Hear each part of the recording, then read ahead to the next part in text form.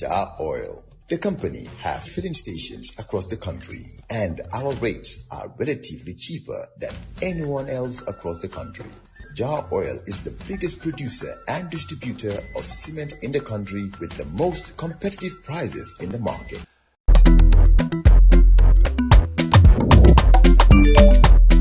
Excellent jam, Suwaib. Yo, apply. Yo, luta do de. Luta mo nulo jel mo nga andil mahalis. Hello? Busol mo fine. What? Busol mo fine. Oh, yes! Wave Axina Gambia. Deposit and withdraw money, pay bills and buy mobile credit without fees. Transfer money wherever in the country for only 1% fee. At Wave. Busol mo fine? Wave. Your money is yours. So much for the, the seaport. Yes. Or seaports. All right, because Sanyang will soon come into play. Yeah. What about the airport? We hear that too is up for concession. And Yes. some people are saying that, you're actually selling another, strategic asset. Yeah, I mean, I hear about all this from different people, sometimes highly educated people, highly experienced, and in some cases also people... Why am I suspecting that you're talking about Larry Cisse and Lamin Mane? Lamin, my friend, and Larry Cisse, Larry, sometimes I'm constrained to talk about him because my elder brother is like a mentor to my elder brother who was... Is he only like, or is he a de facto mentor to your elder brother? Well, I think he's one of the mentors. Okay. I mean, a good friend who also works with the United Nations and also a resident rep in some countries in East Africa. So because of that respect, I'm sometimes constrained. But sometimes he makes some statements. I wonder where he gets his facts from. To be honest, I mean, we are not selling these strategic assets. In fact, what we are doing is to place these assets in hands that can capably and ably run them efficiently and effectively without having to accrue any losses to the state. Remember that most of the SOEs in this country, State-owned enterprises, government ends up, taking over their debts, like NAWEC. Yeah, NAWEC, but not only NAWEC. I mean, at some point, the civil aviation, we were, the government, the Ministry of Finance was paying their salaries, especially during the COVID. I think they're doing that with Gamtel and Gamcel now. Exactly, So, and these are legacy problems that this government has inherited. And it is so complex because no donor will give you money to be able to pay for the salaries of SOEs. So you have to, and with the situation that we are in now, the government is one of the biggest employers of highly qualified, highly educated people in this country. The NGOs or the private sector, they are the biggest employers, but in terms of investment in training, a professional cadre of employees really is the government. And now if you really gotten rid of these people, it's another problem in your hand that you have to deal with. So that is why in some cases, government has no choice but to come up with mitigating factors, to pay their salaries or their expenses and then take over their debts, toxic debts for that matter. So if you look at the Gambia Civil Aviation Authority, we are doing two things here. First, we are doing a decoupling, because right now what is happening is that the Gambia Civil Aviation Authority should have been the regulator, regulating the operations at the airport, so that we know that when there is no electricity at the terminal, the company that is running the terminal is called to account. Okay. When there is no water or when there is no proper air conditioning system, they are called to account. Yeah. Or you are really identifying the problems at the airport. Yes, these are issues that we deal with daily. Or when there are, problems with the toilets, which a lot of people complain about, then they will call to account. But right now, the authority is also responsible for the running. Implementation. So now we are decoupling.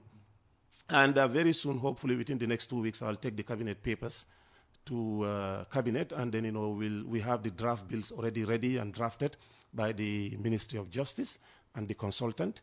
And once approved by Cabinet, we'll take these bills to the National Assembly for effective decoupling of the Civil Aviation Authority. And then we'll have the Gambia Airport Management Company. That will be there, and then they can partner with international players. And also we'll have the Gambia Civil Aviation Authority that will be there wholly and solely to ensure that there are safety standards and procedures in place, that the airport is efficiently run, not the airport alone, but the terminal is efficiently run and managed, that the standards are put in place, and that, all other things that have to be in place are put in place, and then, they stick to those things. Now, as a result of that, because when you have that, we have to think out of the box. The Gambia Tourism Ministry and the key stakeholders within that industry have been yearning for an all year round, tourism in this country. Yes. That cannot happen when you don't have an efficient, effective, aviation service industry. And as a result of this, we are working closely with the Ministry of Tourism, but also with other partners, to see that once we have done this decoupling, we will have a partner that will come with the financial strength and muscle, but also an experience that can bring in traffic to Banjul, to see that, we don't only have an all year round tourism in this country, but we also try to make the Gambia as a hub. And this is so easy and simple. Right now we have about between 45 and 50 aircrafts landing at the Banjul International Airport at the peak period of tourism season. We can triple this even outside of the tourism peak season, okay, when we have an experienced operator that can direct traffic to Banjul. And all the other countries within the sub-region are strategically positioning themselves. Right now, Cape Verde is attracting 1.5 million to 2 million, visitors. Yeah, Cabo Verde. Cabo Verde. Yeah. And, by 1992, I remember I was talking to a highly experienced expert in tourism industry in this country, that they were coming to the Gambia to learn from us how we were able to maintain 6 months of uninterrupted tourism. Actually, the story of Cabo Verde's economic rise, all right, is a sad story of the Gambia's decline. Exactly. Because 1994 was when we got rid of certain people here who were working on our economy, who just moved over to Cape Verde, were able to do in Cape Verde what they were stopped from doing here in the Gambia. And today Cape Verde is what? A middle-income economy. Exactly. More tourists are coming there than their population. Yes, exactly. A country of 600,000 people, at every time of the year, they have about 60 to 70,000 people in their country as visitors. So, and this is what we also want to do. And it is critical that we do it. I mean, I was in Abuja just last week. You are everywhere these days. Well, to attend the aviation ministers meeting. Yes. And a landmark decision actually was taken in this meeting. This is ECOWAS aviation ministers? No, I mean, we call it the Banjul Accord Group. Okay. This is 7 countries: Cabo Verde, Guinea-Conakry, the Gambia, Sierra Leone, Liberia, Ghana, and Nigeria. Okay. And what we have discussed, which has eluded us as a region for a long time, is to have a regional airline of the BAC group, what they call the Banjul Accord Group. And what we want to do, we don't want governments to invest in this. We are already talking to our national airlines, which in fact were registered as private companies, like the GIA and the others. And then we also have private airline operators who will come in, and private investors, and then have like a carrier that can, have several aircrafts, roaming the skies of these seven countries and other countries in the ECOWAS and other African regions. Interesting. The good thing is that, for example, Nigeria, according to rough estimates, they have between 17 and 22 million active travelers. Now, in the Gambia, we need a minimum of just 600,000 of that annually to fill all our hotels and other guest houses in this country, even without European tourists coming. Right now, we have between 300 to 350,000 or less coming for 6 months or so, and all the hotels were full. Now, if we have 500,000 to 600,000 of that single market alone, then it solves almost a quarter of our problem as a country, because the hospitality industry will boom, the hotels will be full, and then that will also attract other investors to invest in the high-end, supermarkets and malls, where a lot of Nigerians go to in Dubai and other countries to enjoy. So this is what we do. And, we are also in discussion with Senegal to see that we do two-country, one-market, program. Yes, where right now we have domesticated between Gambia and Senegal, and that has reduced airfares. And if we've domesticated, we should have uniform fares. Yes, that's what we said. We're coming. That is coming very soon. So Dakar to Ziguinchor is going to be the same as Dakar to Banjul. To Banjul, yeah, because IATA has been notified, and they are going to, add this domestication to their routing system, and we are very hopeful that once that happens, you can have even 3 to 4 flights between Banjul and Dakar. Of course. On a daily basis. Of course. And Nigeria also, between the 7 countries, we have agreed in principle to domesticate, but also to reduce airfares according to the ECOWAS standard by 25%. The problem that we have in the region is that only government officials and the businesses are traveling. Yeah, because it is too expensive. Exactly. It is too expensive. But once we are able to reduce this and agree on this domestication, with which in principle we've agreed, we are preparing the instruments now. We've signed the MOU and everything, and that will help us deal with this perennial problem of connectivity within the ECOWAS sub-region, and that will bring in more tourists to countries like the Gambia. That is why the airport concession is critical, because right now at the airport we don't have, a transit facility. We don't have a transit facility. When you come out of the airport, you have to go through the immigration, come back again, go through the immigration to go to the, departure hall. In most cases, that is not an ideal situation for transit passengers. When you are processed, once you come in, you don't want to be processed again. Yeah. Because, it delays and it affects what we call the ICAO. This is International Civil Aviation Authority facilitation processes. So really, we are trying to ensure that within the sub-region, we maintain that premiership, as a country of, Maintain? We don't hold it. Well, you only maintain we get it back. We get it back. A country where people visit and enjoy, the hospitality of this country. So that is why really the airport concession is critical, because Gambia government does not have the money to build an airport, terminal building that will cost nothing less than $200 million. We don't have that money. Whoa. We don't have that money. Dollars, not dollars. No, dollars. And it could be more, because the type of building that we want is a futuristic building that will actually Why cater for... Why don't you start out with something practical? But if you do that, because the problem is, normally when you are building a terminal building, you cater for what can be done now.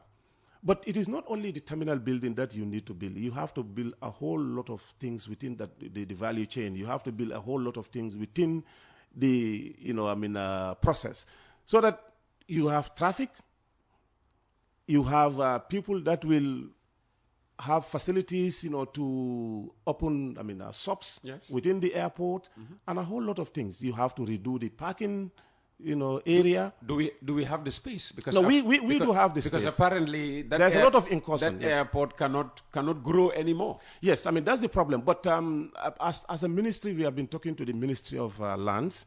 What we are also looking at strategically, because a lot of people have encroached on the 200 to 300 meter perimeter fence of the airport. And it's so bad, I have to admit. It's so bad.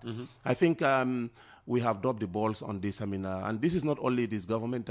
Starting from, the previous government, there have been... the previous governments. Yeah, or governments, yes. Jawara, intense encroachment in the airport land. And also, unfortunately, the airport also did not do a good job, because they did not fence this area. Yes. So people, were just coming in and then settle on the land. Okay. So you will have the original plan that tells you how big the airport is. Exactly. So now you'll see that 20% has been taken away. What can you do about that? What we are doing as part of the concession, we are also trying to look at the possibility of a buyout where, we work with government to identify an area and then, build standard house and put the facilities there and then move these people from that place. If that could be a possibility, we are thinking about that because really in the Gambia, this is the only place where you can have an airport of this size.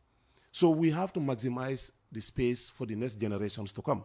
And really, and I don't think any Gambian... Have you been in the Gambia? This is the only place? Because, really? The way you cannot get it in the North Bank? No, if you do it, then you are going... Strategic... no, not only that. Because right now, I mean, if you look at the size of the country, if you put it anywhere in the North Bank, you have to be going into Senegalese airspace to be able to fly out. Because even this one right now, if you take certain latitudes, you will definitely, within 2-3 minutes, you'll be into the airspace of Senegal. There is a place in Jara, I think Jara Jasson or Jasobo, where, during the colonial days, there was a landing field. And we should look at securing that place. Yes. No, we in fact, the Ministry of Trade has identified that within... Ministry of Trade? Yeah. I thought this should be your ministry. Yeah, no, they have a project to look at trade facilitation within the region. And they have a corridor project. And this corridor project comes with a whole lot of things, including, real estate, light industries, and also, landing sites. And that particular place is already earmarked for a possibility for a future. You better secure it before it is sold to foreigners. No.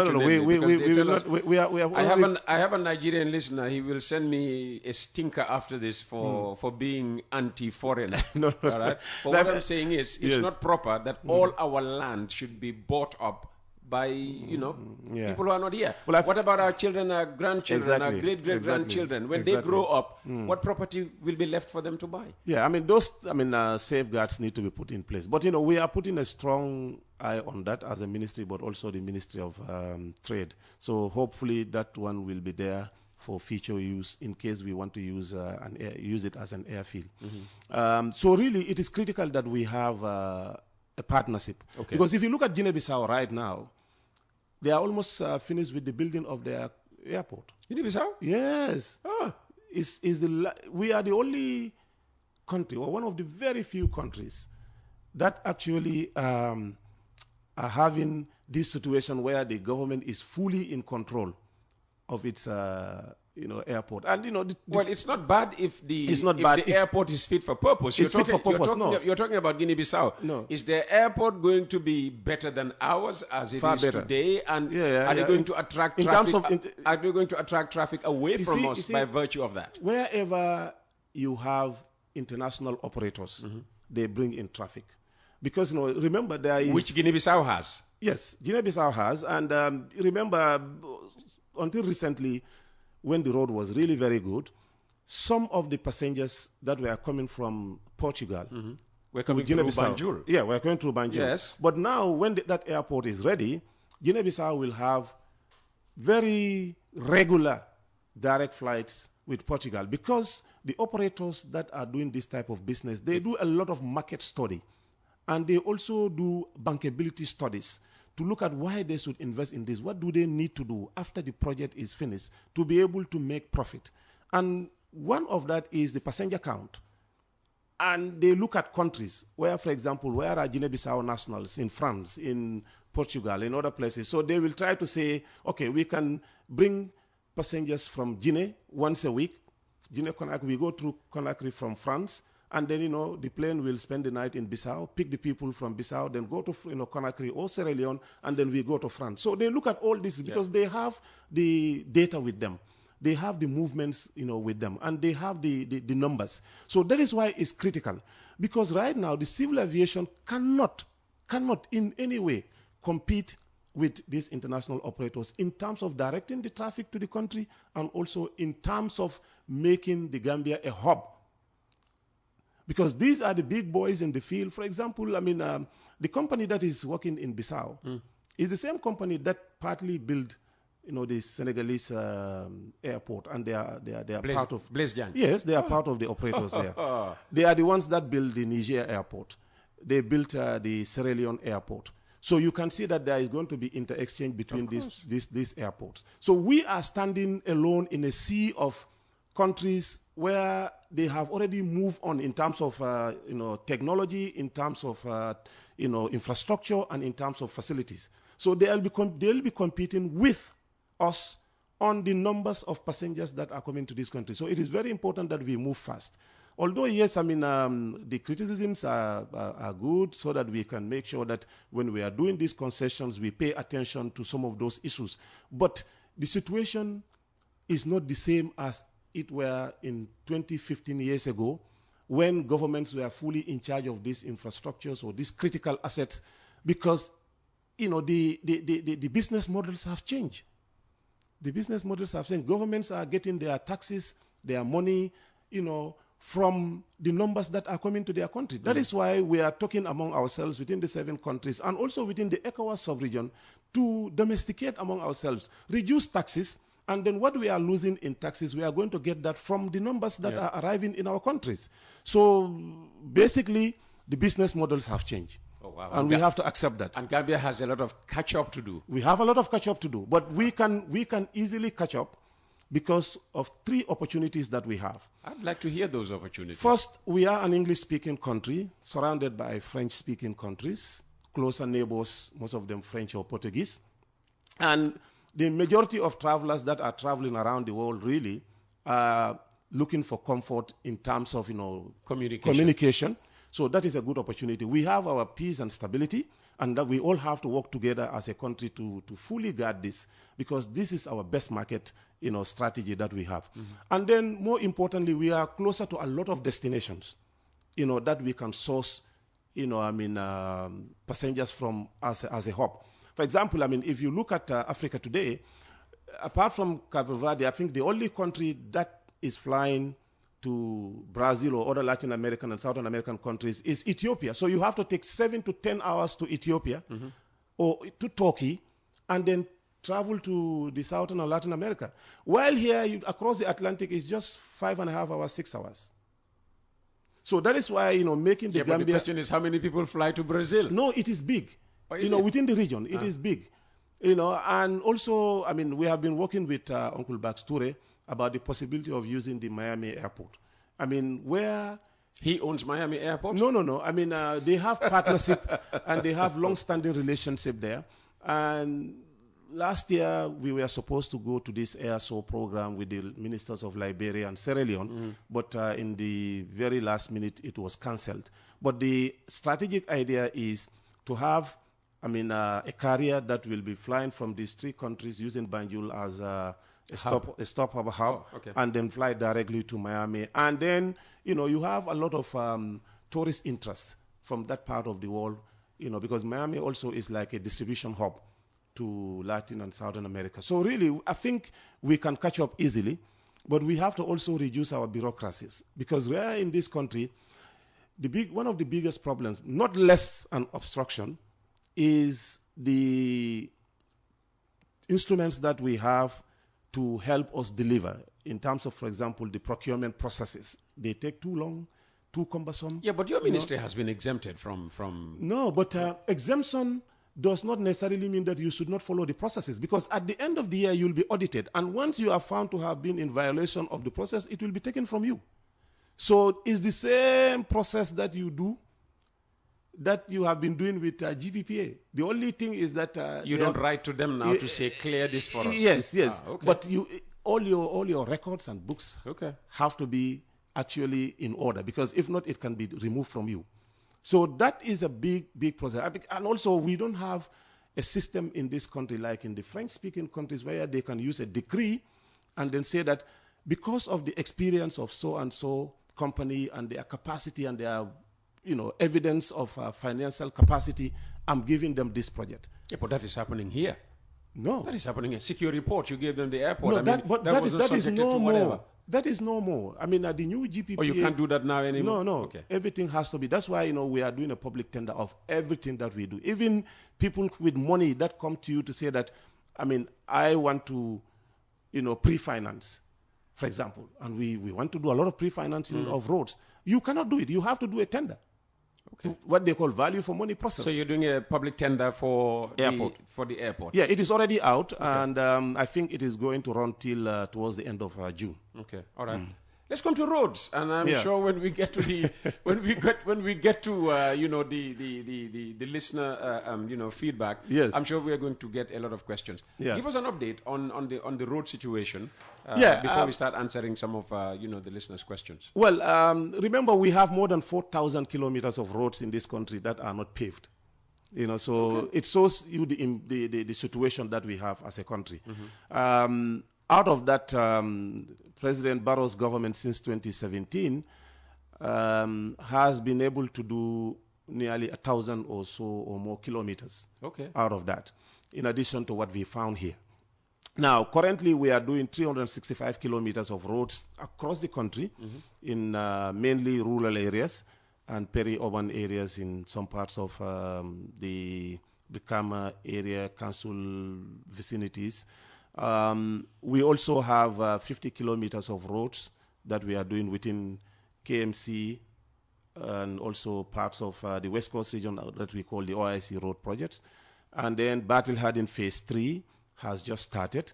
That is where we are going to do the side roads.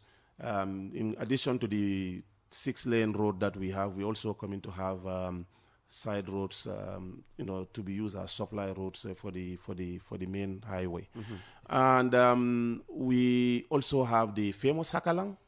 I heard you were talking about whether when we say 60 kilometers, we are not shortening it. No, in fact, Hakalang, I can tell you that we are nearly apart from we supposed to, it should have been for 87 kilometers, but now we are about 90 something. Oh, really? Yeah, because communities will come in and they will ask for services, and then we will have to look at these little savings that we can make, and then sometimes the contractors also will support.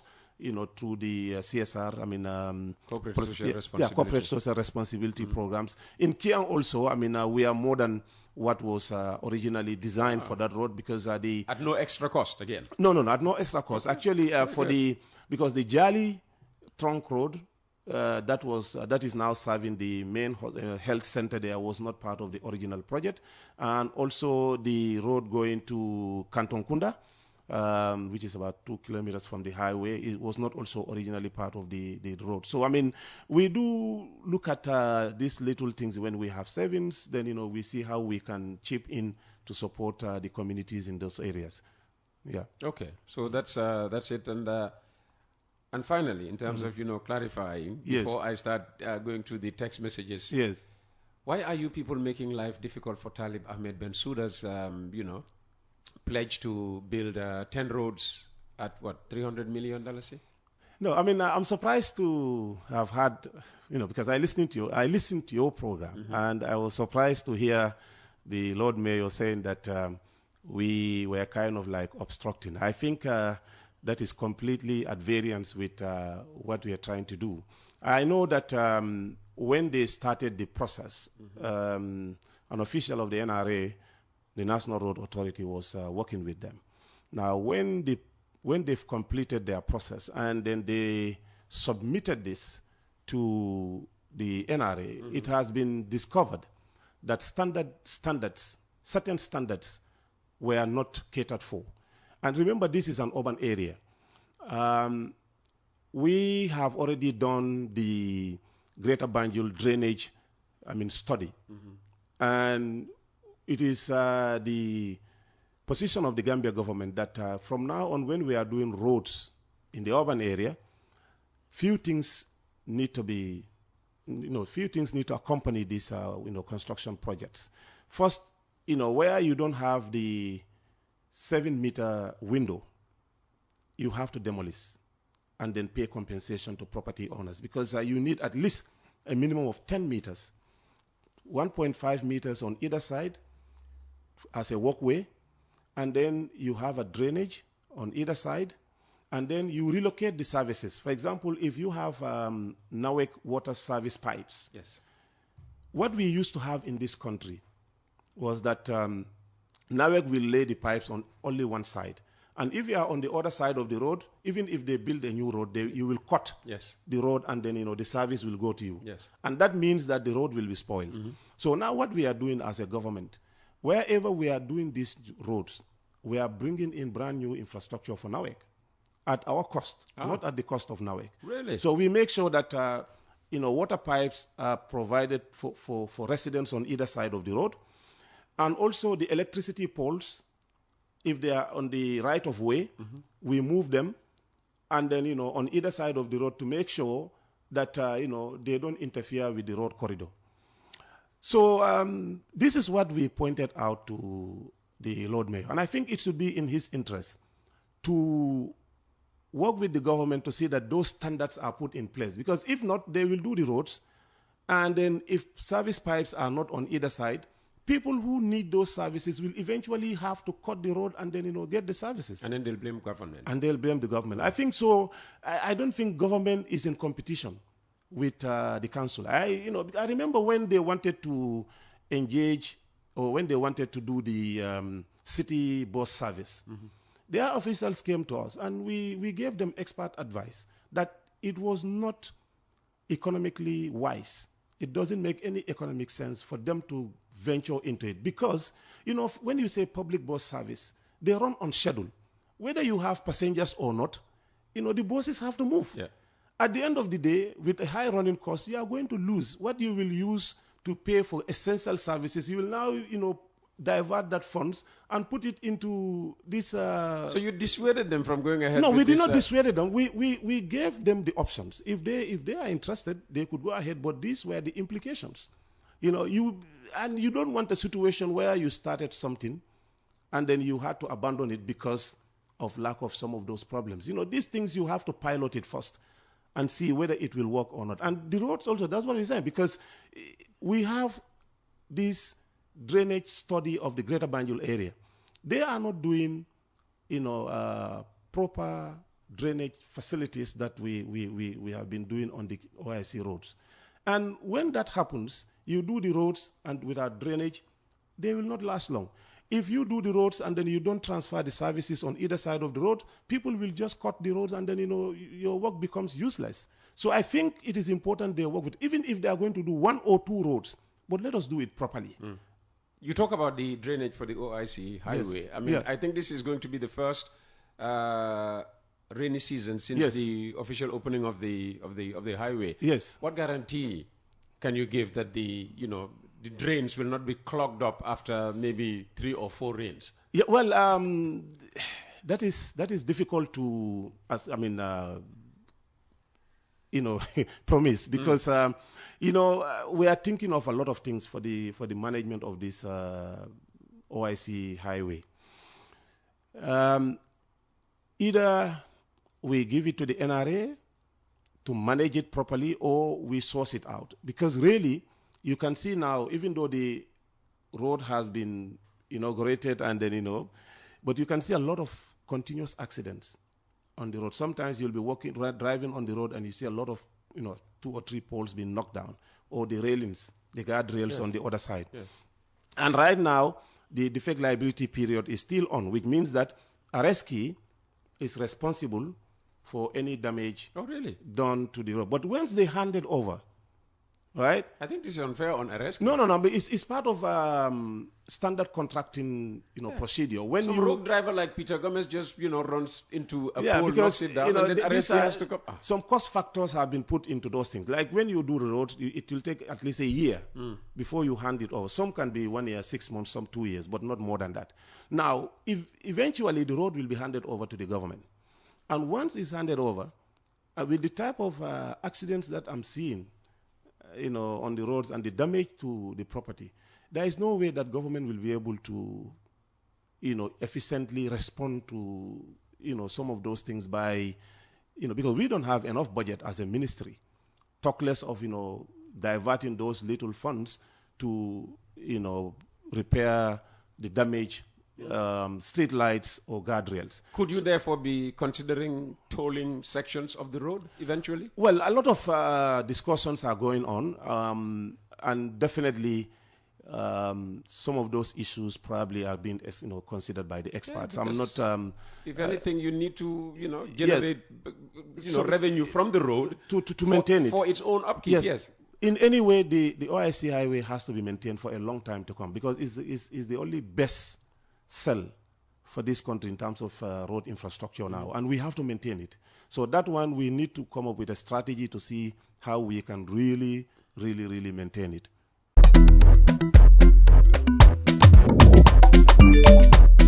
Excellent jam, Wave. Yo, apply. Yo, luta do de. Luta mënuloo jël moto nga andil ma xaalis. Hello? Busel mu fine. What? Busel mu fine. Oh, yes! Wave Gambia. Deposit and withdraw money, pay bills and buy mobile credit without fees. Transfer money wherever in the country for only 1% fee. At Wave, Busel mu fine? Wave, your money is yours. Jar Oil. The company have filling stations across the country, and our rates are relatively cheaper than anyone else across the country. Jar Oil is the biggest producer and distributor of cement in the country with the most competitive prices in the market. 10:33 is the time. We are with Mr. Ibrahim Silla, Minister of Transport Works and Infrastructure. I will now go to the comments. I'm trying to work from bottom up, so maybe one or two will have been for your colleague here, Suleiman. Yes. You're both NPP. Hi, yes, Uncle yes. Peter. Can you tell your guest, maybe he didn't even know what's going on in their party. NPP is the most divided party among all the parties in the Gambia. Ask him about their councillors, candidates for past councillorship election who didn't win, about 28 of them. Who are they threatening? Sorry, who have threatened to resign from NPP because they have been failed by NPP?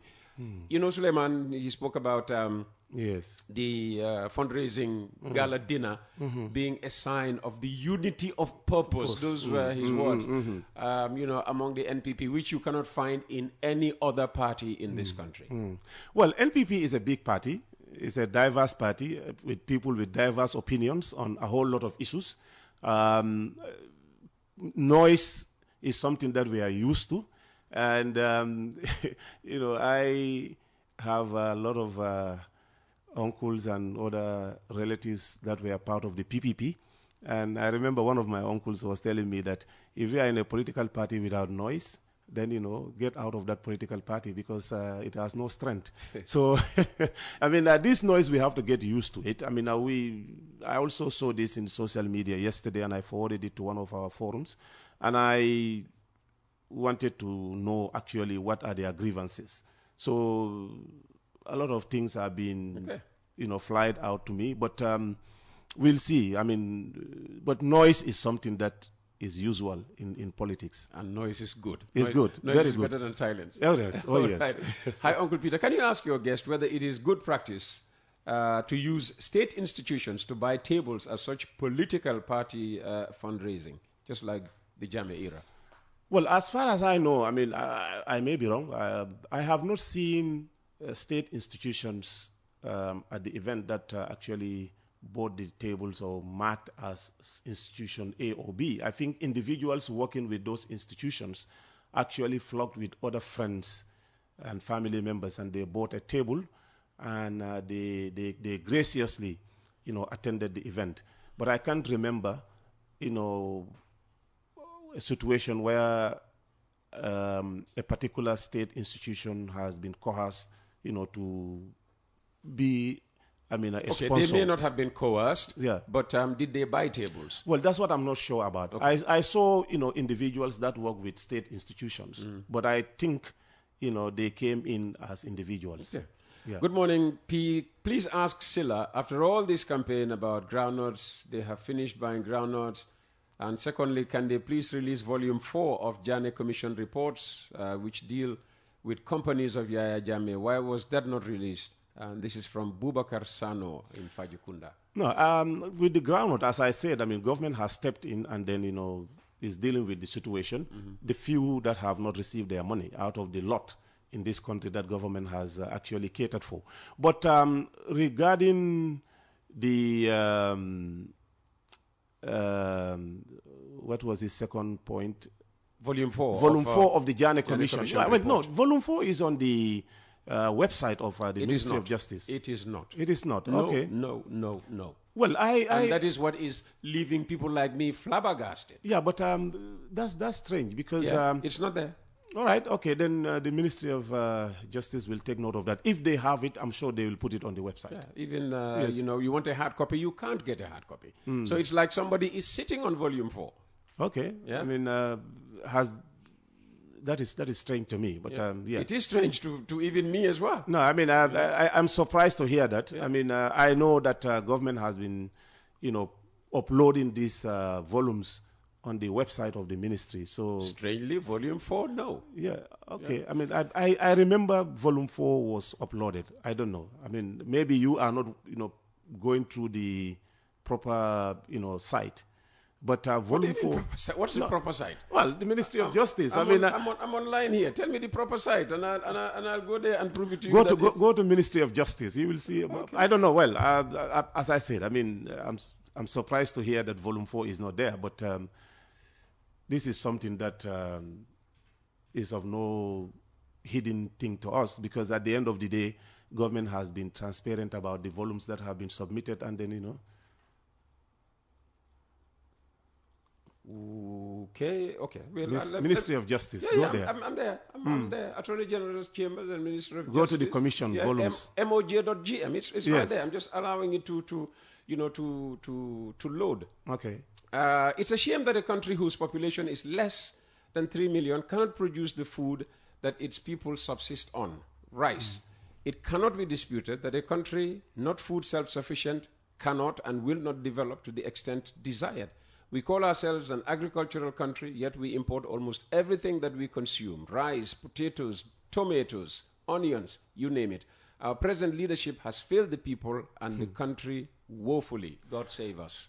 I don't know where this particular texter have been all this while. I mean, has he been in this country, and actually is he aware of what was happening in this country and what is happening now?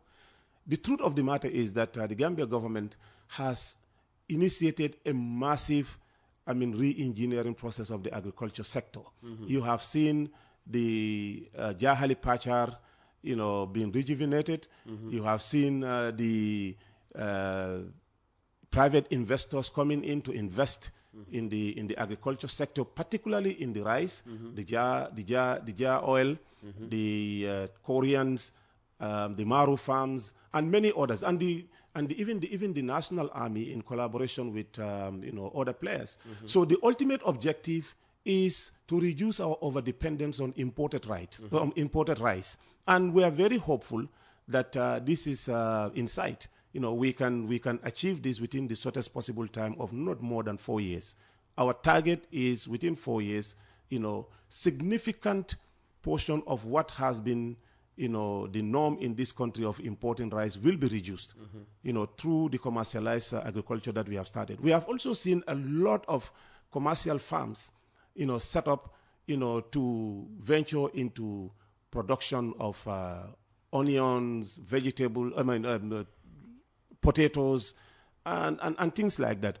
The objective here also is to ensure that at least within specific periods of the year, these locally produced products are available in the market in volumes and in large numbers. So I think, it is unfortunate that most of the people that criticize don't actually know what is happening when they do, because if you listen to Radio Gambia on a weekly basis, there's a program on agriculture where these people will go all over the country to talk to extension workers, to Ministry of Agriculture, even the Ministry of Trade sometimes. Yeah, but the guy is saying all those efforts have still not... he's not saying all the efforts. He said we are doomed as a country. And, I wonder where he has been since all these years. Maybe, and how old he is. This computer has just confirmed my claim that Volume 4 has not been uploaded, even up to this minute. Janneh Commission reports, white paper, uploaded on the 13th of September, 2019. Volumes 1 and 2, General Introduction and Ex-President Jammeh's Financial Dealings and Corruption, or Bank Accounts, uploaded on the 29th of March, 2019. Volume 3, Special Landed Properties, uploaded on the 29th of March, 2019. From Volume 4, where should you go? 5. From Volume 3, where should you go? Naturally 4. Yeah. 4 is not there. Okay, interesting. We have a Volume 5, which is on government loans, grants, and donations. Again, 29th of March. Volume 6 is there, state-owned enterprises. Volume 7 is there, government procurement. Volume 8 is there, government institutions, policies and issues. Volume 9 is there, individual responsibility for civil and criminal wrongs. Where is Volume 4? Why is Volume 4 absent from public view? Well, some of you are seeing it, but we are not seeing it. What do you mean, some of you? Well, I mean, you have seen Volume 4. So you know what is happening in my office. I have nothing. Peter, okay, stop assuming. Let's move on. Okay. Mr. Peter, GRTS will not be allowed to cover all politicians' events because they will not do so because they are all controlled by the government.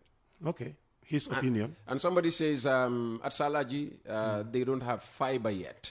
They don't. Okay. Yeah, we were talking about, fiber being available all over the place. I mean, fiber has been here for quite a while now. Yeah. And it's not covered the certain whole parts length of the... Well, you were minister. Yes, I was. At some point. I mean... no, actually, the fiber covers the length and breadth of the country on either side of it does? The river. Yes. I mean, from Banjul all the way to Koina, and then turn round, coming all the way through Pasamas, Lamenkoto, all the way to the Bara, right? Exactly. But what has not happened is to get it to the satellite villages. So those ones actually, I think Gamtel has been working on the urban areas in some places in crowd because it makes market sense also. But now that the fiber also has been liberalized, we have seen I think QCell, I mean, actually also roll in fiber in different places. So that's the power of private sector participation in the sector. Fantastic. Yeah. Good morning, Uncle Peter and Honorable Silla. We, the residents of Joshuang and Ibo Town, are very much appreciative of the road works being done in the area. But one concern we, the residents, have is the lack of drainage system. I want to inform the minister that almost all the compounds along the road are below the road level. It looks like the rainwater that used to drain out from compounds to the road would no longer be the case. This will result in massive flooding and water stagnation in our compounds. Was there a study or survey conducted on how the water behaves before embarking on the project? Essentially, my worry is residents will be more vulnerable now than before the road building, and this is not what we were hoping for. Residents of Joshuang and Ibo Town. Well, I don't know which of the roads, because we are doing a lot of roads in that area. We are doing Joko going to Joshuang to Ibo Town to Talinding. I don't know which road is that. We are also doing from the Christian Cemetery going towards the... Yeah, I saw that. Yeah, behind Sankunsila. Beautiful. Yes, going in. So, but in any case, I mean, this is something that we will take note of. And then, I will liaise with the engineers. We have a very good, engineer who knows a lot about water and drainage facilities, Deputy Managing Director of the NRA. I mean, I will particularly task him about this so that they can go and look at this possibility of flood in these areas in the rainy season. Probably there can be a mitigation solution. I mean, NRA is of recent talking about a technology that they want to actually pilot in the Joshuang Ibo Town area that drains water through an underground system, and then empties it in the river. So we will. I'm sure that study is going on, and then those things can really help the residents in those waterlogged areas to be able to live with some of these conditions. Good morning, Peter. Can the Minister of Works answer the following? The 50-kilometer OIC urban roads have not benefited residents of Kotu, Fajara, Bakau, and Manjai. These are densely populated areas. Mind you, Kairaba Avenue has no relief from any side roads. Well, West Coast Radio is conveniently located, so no complaints. So that's unfair. You're on a highway. Well, yes, the texter is right. We have not covered some of those areas. But remember, the 50 kilometers of the OIC was premised on a very strong bankable study that looked at the movement of people from Banjul going to the Combos and from Combos going into Banjul. And sometimes the congestion that you have on the main Serekunda from Bakote, Sukuta Bakote, going all the way to the Westfield, and then also from Sukuta intersection coming through Brusubi and then using this OIC, emptying it to the pipeline end. And as a result, many people who may not have anything to do with the Bakote road were forced to use it because there were no alternatives. But now those roads are actually easing traffic congestion in these areas. Now, as part of a broader effort by the government to ease some of these problems, we have already done, not necessarily a study, but we have compiled a list of roads within the KMC, almost all the roads. We know how much their lengths are.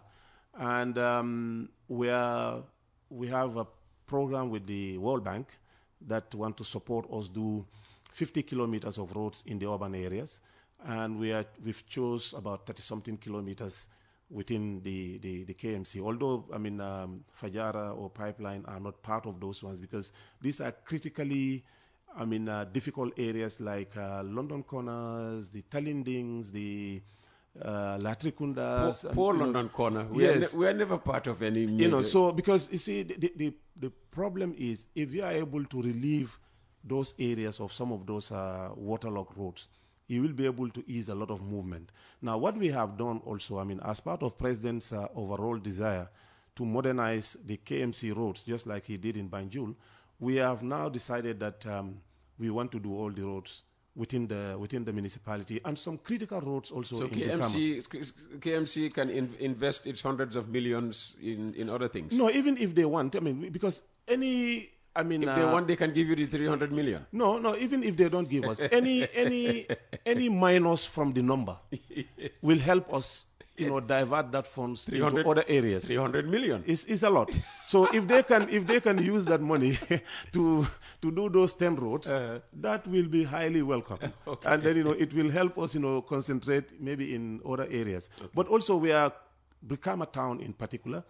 We have selected about 42 kilometers of roads within Brikama and inside Brikama and some adjacent towns that are feeding Brikama, so that, you know, we ease congestion. I mean, honestly, I mean, if that project kicks off, that will help a lot. And they are doing 100 kilometers also in the rural areas. Okay. That is totally grand, you know, that we are talking about here. Okay. I mean, the text messages, they are streaming in as I'm trying to, you know, street lighting is on the agenda as well. Is NRA going to do something on street lighting, or is that a matter for KMC? Is this still the same guy on Fajara, Bakau, and Manjai, and Kotu?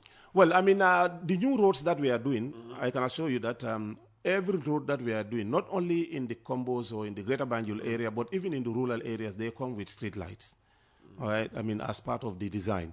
Now, the NRA is working with us to look at the possibility of introducing solar street lights, because it's very expensive on the councils and also on the government to depend on NAWEC for street lights.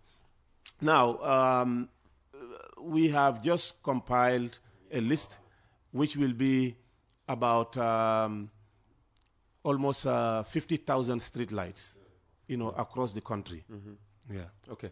Hi, Peter. Can the minister tell us what's wrong with the quality-funded school building projects in the following schools: Nyoro Jataba, Keneba, Karantaba, and Quinella? Work has stopped for months, and this project was fully funded for a year. Now it's becoming 3 years. This is from Omarba, SMC Chair Nyoro Jataba. And he goes on, if he cannot answer the question, well, the Minister of Basic and Secondary Education should perhaps help us answer. Yeah, maybe the Minister of Basic Education, because I don't have any idea about this particular school. So somewhere in Nyoro Jata, but that's all the way somewhere else. Yeah. Good morning, Uncle Peter.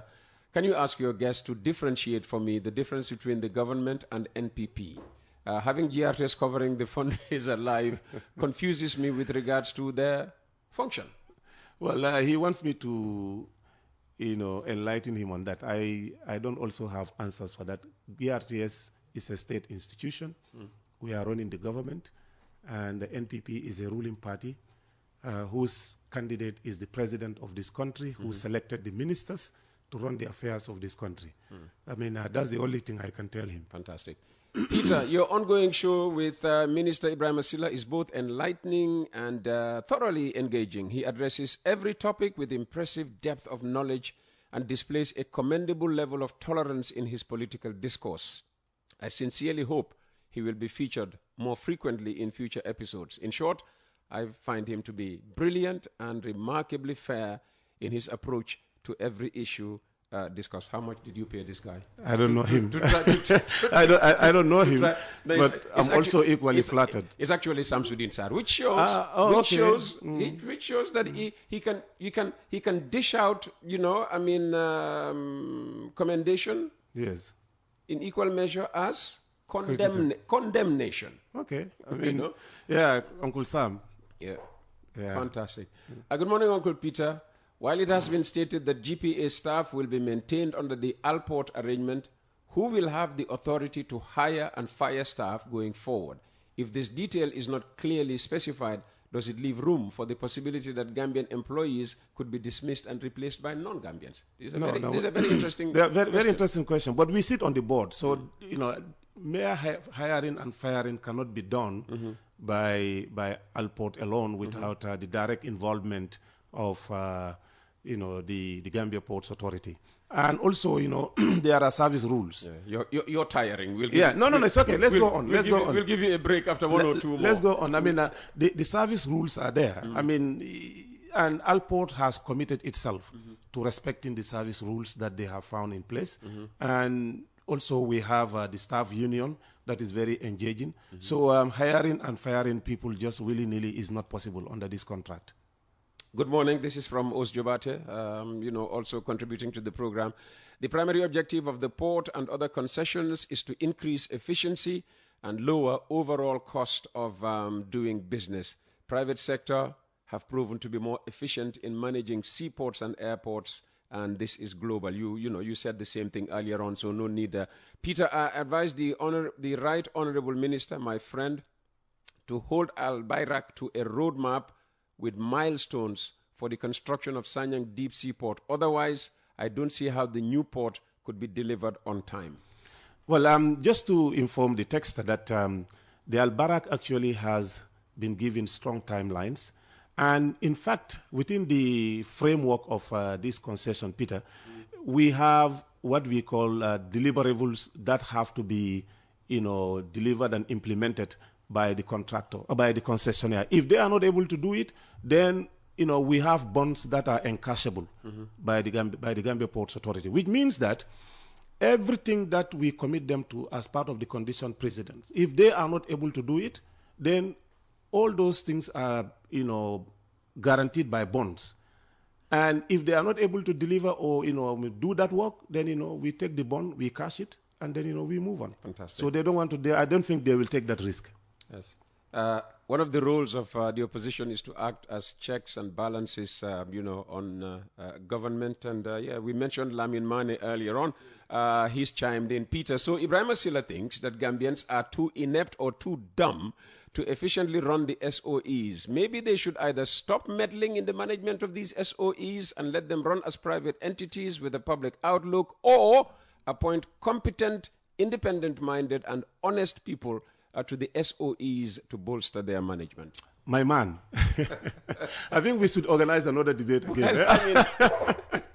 But he said he's not interested in debates anymore. But anyway, just to assure Mr. Mane that I am not in any way initiating that Gambians are dumped or inept or are not capable of running the institutions. But the truth of the matter is the business models of most of these SOEs are changing. And it is like a serious competition with other players outside even of the country. And for you to be efficient and effective, you have to have that support and partnership.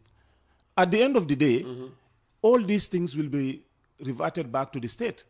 They will all be returned back to the Gambia, and Gambians would have had that acumen and requisite capacity and experience in running these institutions again. So, I mean, it is not only about concessioning out these institutions, but also, building the capacity of the local staff to be able to look at the models that are out there and then, also adapt. So, Mr. Mane, I'm not saying that people are inept, but what I'm saying is that the models have changed and we have to catch up.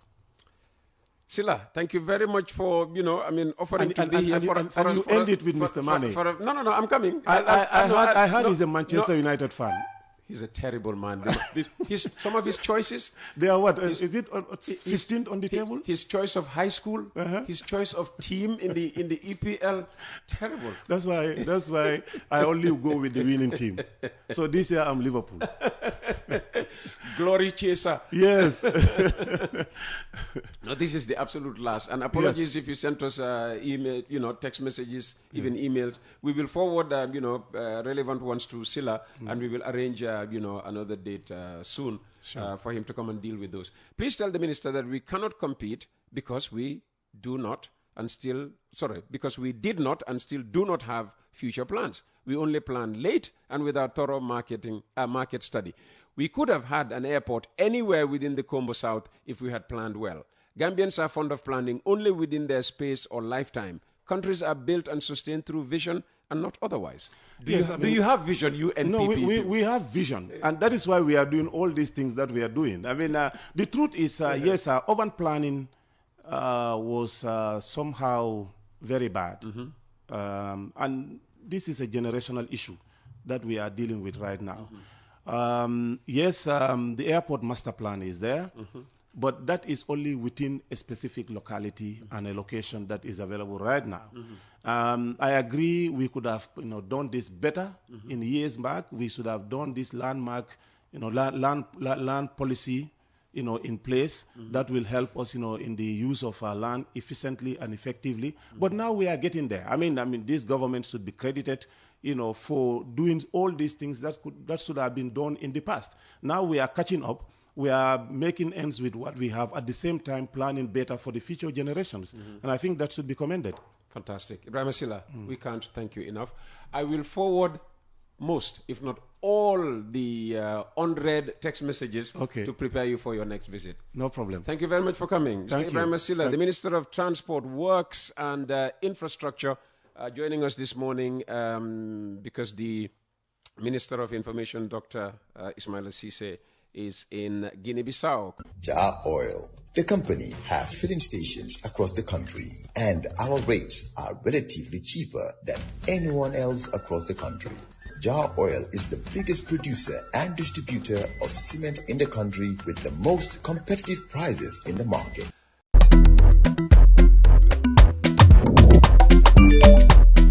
Excellent jam, Wave.